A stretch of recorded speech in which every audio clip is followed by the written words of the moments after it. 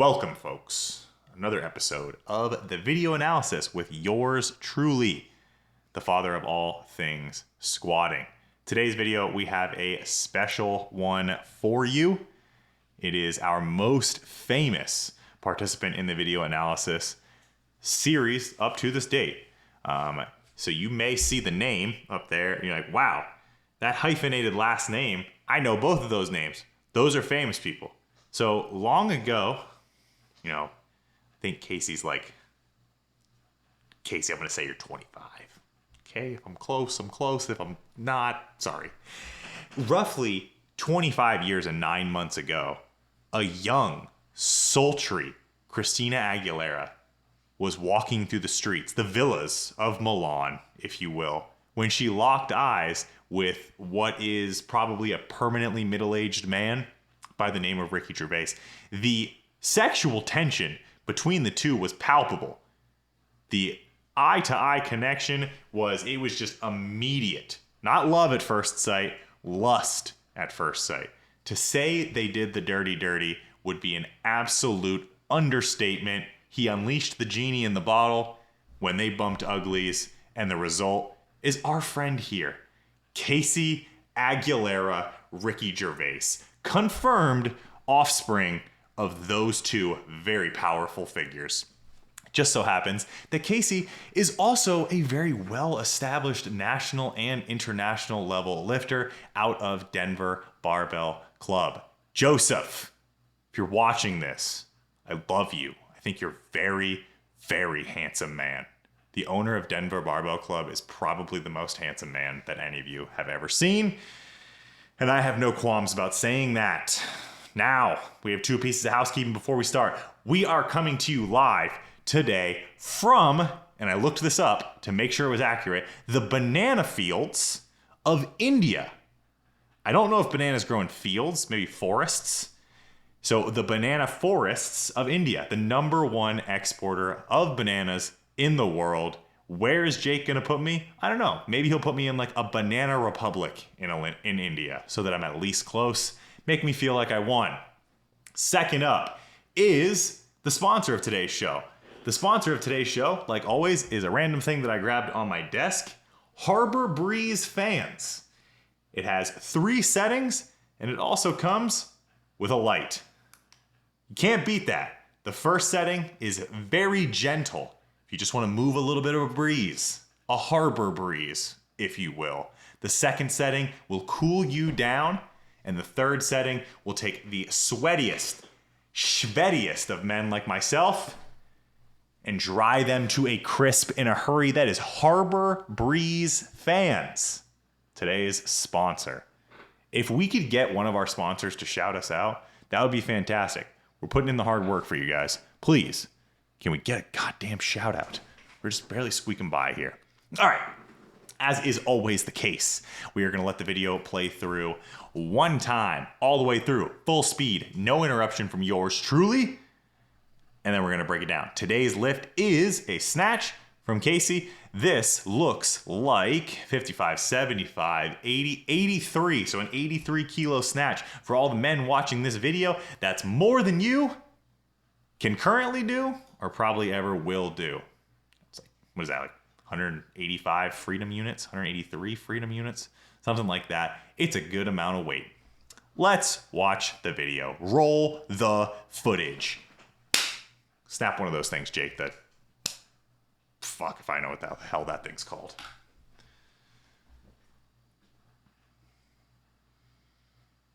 Oh, that's heavy, and that's speedy. What was that celebration right there? What was that? What was that move at the end right there, Casey? As always, I have not watched this video. That was like, oh, okay, all right. I didn't fuck that one up too bad. All right, let's run it back. Let's see what we got here. Some things about Casey. Casey, from what I have noticed, I'm obviously not her coach. That's Joseph. We already mentioned, very handsome man. Love you, Joey. Very strong back, like painfully strong back.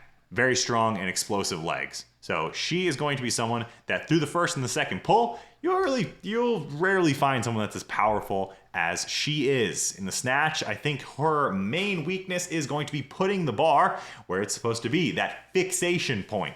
So she's very good with height on the bar, very good with squat strength or leg strength. It is the fixation efficiency that Casey struggles with. So let's look at, as always, our start position to begin. Hold the phone. Who is this shirtless hunk in the background rocking pecs for days? Can I get a zoom in? Bazoinga. That is a bazoinga alert. Our first bazoinga on the show.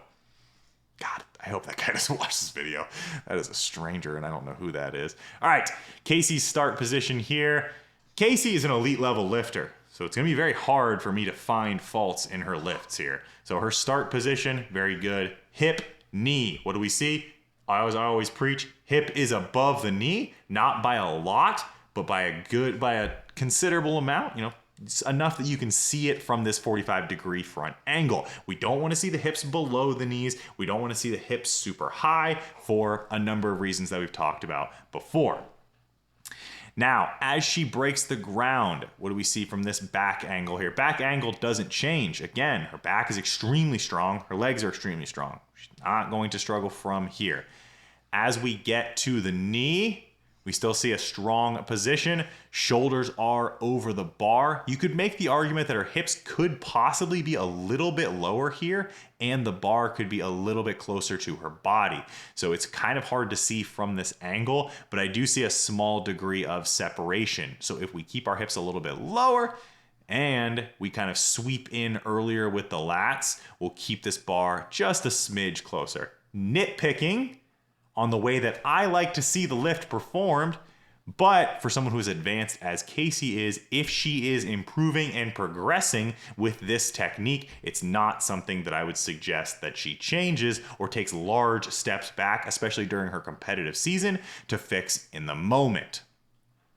So as we discussed, crossing the knee, there's not a lot I would change here. Again, we could probably turn the lats on and start sweeping that bar in, keeping it a little closer at this point, less strain on the back, letting your legs do a little bit more of the work with the bar closer to your center of gravity. But she does a good job nonetheless. Approaches this power position here. So here we're about 2 frames shy of the power position here. We see shoulders are, moving nicely over the bar. They're going to finish on top of the bar as they should. Bar is staying close. We're going to hit a nice contact point. The lower abs, we're not contacting at the thigh. We're not contacting at the belly button. We are contacting lower abs, hip crease as we should. Now we start to see this vertical trajectory of the bar. She does a freaking fantastic job of bending her knees, rebending under the bar to create that vertical trajectory. But if we do look and we kind of nitpick here, again, a point of performance, point of performance. On this position right here, we do start to see the heels lift a little bit early. Watch her hips. Watch her hips, watch her elbows. Tell me whether she, A, brings the bar to her hips, or B, brings the, what was the other option? Hips to the bar. High quality production here. What is it, A or B? Me, personally, my coaching eye, which is flawless, we've all accepted that. I see her bringing hips to bar instead of the other way. What happens is we do get a little bit of a horizontal push out away from her body. It is minor. It is extremely minor, but as the bar swings out away from the body, it is harder for you to then use your arms in that third pull to pull yourself under and actively fixate under the bar. And that's where we see the issue with this lift right here, is that there is this bringing the hips to the bar, pushing it a little bit forward. It's minor, but it is there. Not being able to as effectively pull herself under. There's a little bit of a loss in tension on the bar here as she moves herself under. So it's one of those things where she is moving herself under the bar as opposed to actively pulling under the bar. That results in the bar being a little bit forward. So sometimes the bar is forward because people jump way, way back. They jump back 2 to 3 inches, if not more, in the lift. If we watch Casey's feet, does she move back? Yes, a 1/2 inch to 1 inch maybe. That is not going to be the issue here.